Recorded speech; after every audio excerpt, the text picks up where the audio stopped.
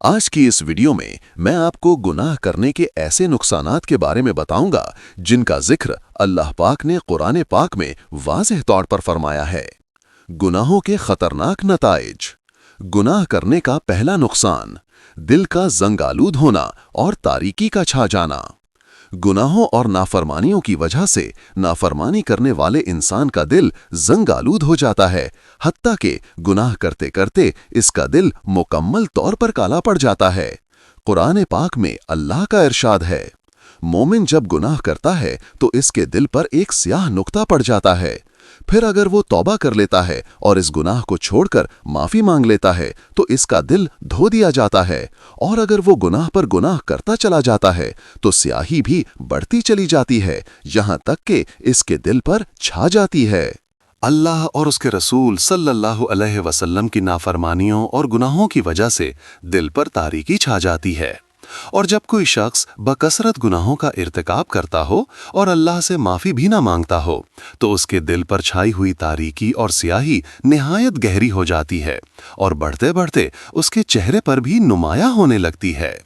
حضرت عبداللہ بن عباس رضی اللہ عنہ کہتے ہیں کہ نیکی کی وجہ سے چہرے پر روشنی آ جاتی ہے، دل منور ہو جاتا ہے، رزق فراوانی سے ملتا ہے، جسمانی طاقت میں اضافہ ہوتا ہے اور لوگوں کے دلوں میں اس کی محبت پیدا ہو جاتی ہے، اور برائی کی وجہ سے چہرے پر سیاہی آ جاتی ہے، دل پر تاریکی چھا جاتی ہے، جسم کمزور پڑ جاتا ہے، رزق میں کمی آ جاتی ہے اور لوگوں کے دلوں میں اس سے نفرت پیدا ہو جاتی ہے۔ گناہ کرنے کا دوسرا نقصان، گناہوں کی وجہ سے بندہ اللہ تعالیٰ کے ہاں اپنی قدر گنوا بیٹھتا ہے۔ رسول اکرم صلی اللہ علیہ وسلم کا ارشاد ہے، تم نافرمانی سے بچو کیونکہ نافرمانی کی وجہ سے اللہ تعالیٰ کی ناراضگی آ جاتی ہے۔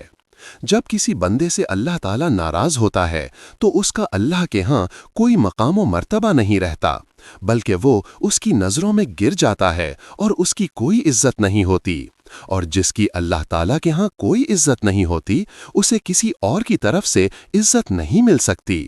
اللہ تعالیٰ کا فرمان ہے، اور جس شخص کو اللہ تعالیٰ ذلیل کر دے تو اسے کوئی عزت دینے والا نہیں۔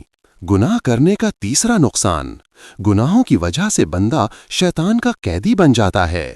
بندہ جب مسلسل گناہ کرتا چلا جاتا ہے اور وہ اپنے گناہوں سے توبہ نہیں کرتا تو وہ شیطان کا قیدی بن جاتا ہے، پھر شیطان ہر وقت اس کے ساتھ رہتا اور اسے اللہ کے دین سے غافل رکھتا ہے۔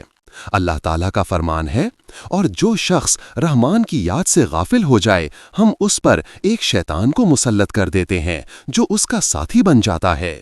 ایسے انسان پر شیطان مسلط کر دیا جاتا ہے جو اسے اپنی مرضی کے مطابق استعمال کرتا ہے۔ گناہ کا چوتھا نقصان، گناہ بندے کو اپنے آپ سے غافل کر دیتے ہیں۔ اللہ تعالیٰ کا فرمان ہے، اور تم ان لوگوں کی طرح مت ہو جانا جنہوں نے اللہ تعالیٰ کو بھلا دیا، پھر اللہ نے بھی انہیں اپنے آپ سے غافل کر دیا، ایسے ہی لوگ فاسق ہوتے ہیں۔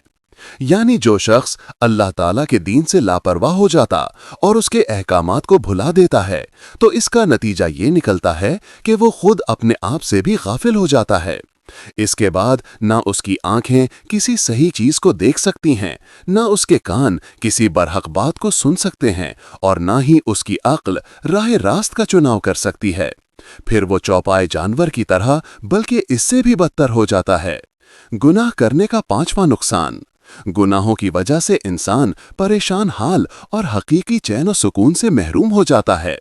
اللہ تعالیٰ کا فرمان ہے، اور جو شخص میرے ذکر سے روگردانی کرے گا وہ دنیا میں تنگ حال رہے گا اور ہم اسے بروز قیامت اندھا کر کے اٹھائیں گے۔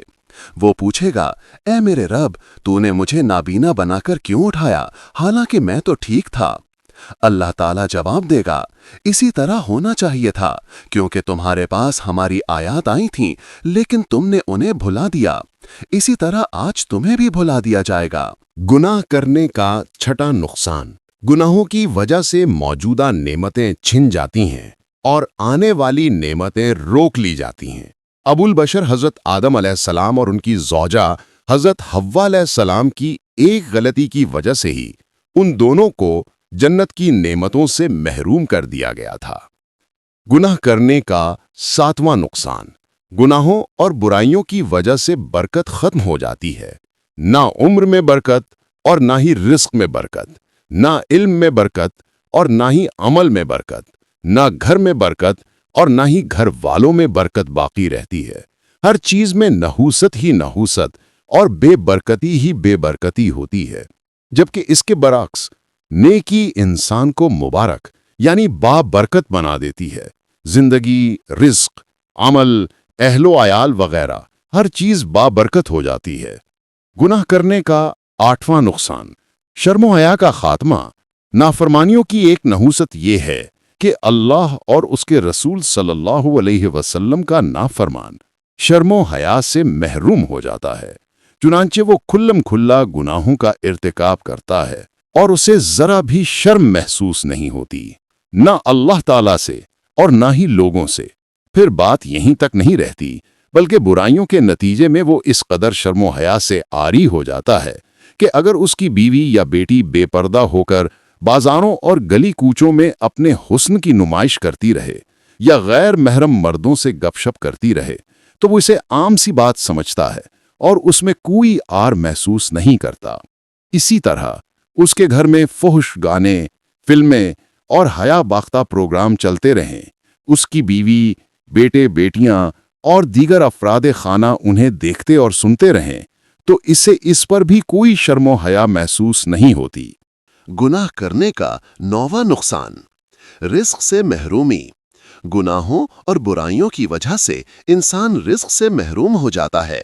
बाज़ औक़ात इंसान को ऐसे लगता है कि अब उसे रिस्क मिलने ही वाला है, फलां जगह या फलां डील से अब इतने पैसे मिलने वाले हैं, लेकिन अचानक वो किसी बुराई का इर्तिकाब करता है, जिसके नतीजे में वो मुतवक्के तौर पर नसीब होने वाले रिस्क से महरूम हो जाता है।